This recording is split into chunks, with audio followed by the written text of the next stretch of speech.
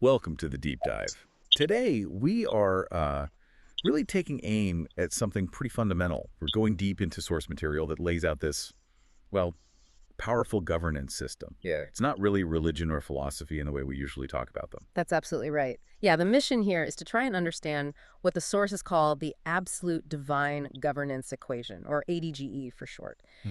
And the core idea, it's a huge jump, really. It suggests existence isn't about, feelings or just believing something passively. Okay. It's framed as this very precise, high-level governance framework. The whole universe, basically, is presented as a closed system.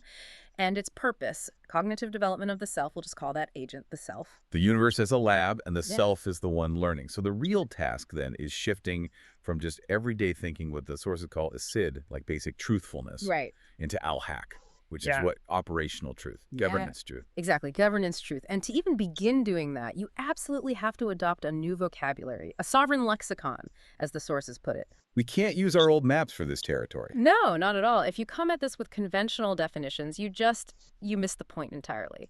The operational intent gets lost. So let's maybe start with the biggest concepts. They really redefine everything. Okay, sounds good. Let's unpack this sovereign lexicon.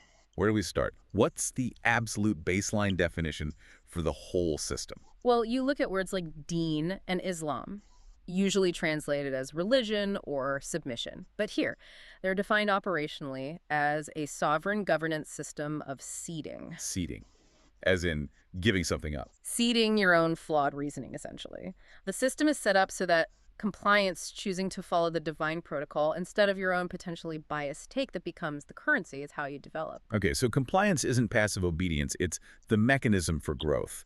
The bottleneck isn't really circumstance, it's the self choosing to adhere or, resist. Precisely. It totally reframes free will, doesn't it? It really does. Okay, what about iman, often translated as faith? How does that fit into this governance model? Right, Iman. Here, it's operationalized very differently. It means safety and security, the Arabic word being amam. But crucially, it's not just a feeling you get. No. No, it's described as a permanent, stable state of certainty that you have to earn. The sources are very clear on this, that security is basically meaningless unless it's been forged through dealing with resistance, with actual challenges. Hold on, so certainty isn't a gift. It's the outcome of successfully navigating chaos. That really changes the stakes. Immensely. And if the whole point is cognitive development, Yeah. what's the ultimate reward? Hmm. Traditionally called Jannah, the garden. Yeah, so if we accept the premise that the universe is a kind of simulation, it's termed the Pizai universe, then jhana is defined as concealed insight. Insight, not paradise. It is the paradise, but it's cognitive. It's the pure al-haq, the governance truth that's hidden or veiled within that simulation. So it's not about getting a physical reward later. It's about achieving this immediate integrated understanding of how the whole system actually operates. Okay. And that metaphor of drinking you find in texts, that's interpreted as the self assimilating this hidden operational knowledge. Wow. Okay, that's a huge shift. Reward becomes pure, operational understanding, not just a place. So if the self is meant to achieve this, how is the self itself structured in this framework? Good question. The self is described as having its own internal governance structure, like a mini version of the larger system. It has to govern itself first. Makes sense. So it has an arsh, which represents its worldview, the fundamental assumptions it holds about reality. And then subordinate to that is the kursi, which is its active cognition. Think of it like its executive function, applying that worldview to make decisions. Worldview and cognition. Yeah. Arsh and Kursi. Right. And a successful self, what's called an abrar, is defined as an insight holder, someone who has really mastered that cycle of integrating their core beliefs with their actual actions. Okay, but here's where I feel a tension. If the goal is maximum security, maximum am, why is the self constantly dealing with friction?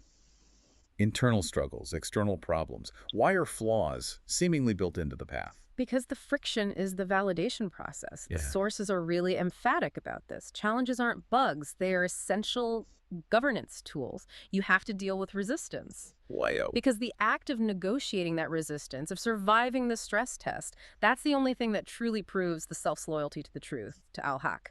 Without the test, the claim of loyalty is just words. And the first line of testing is internal. right? The framework talks about Iblis and Shinnin, Hmm. and importantly, these aren't external demons trying to get in. Absolutely critical distinction. They are components of our own cognitive system. Iblis is defined basically as our biases and predilections, all our inherent tendencies towards flawed reasoning, cognitive shortcuts, emotional Our reactions. internal glitches. Exactly. But here's the kicker.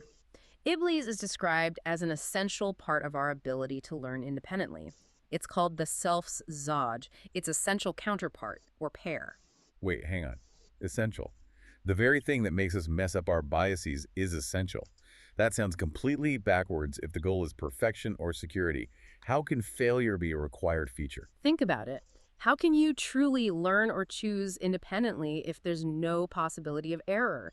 You need that baseline of flawed data, your own potentially wrong ideas, to test against the governance truth. So it provides the contrast necessary for a meaningful choice. Precisely. And there's a fascinating detail.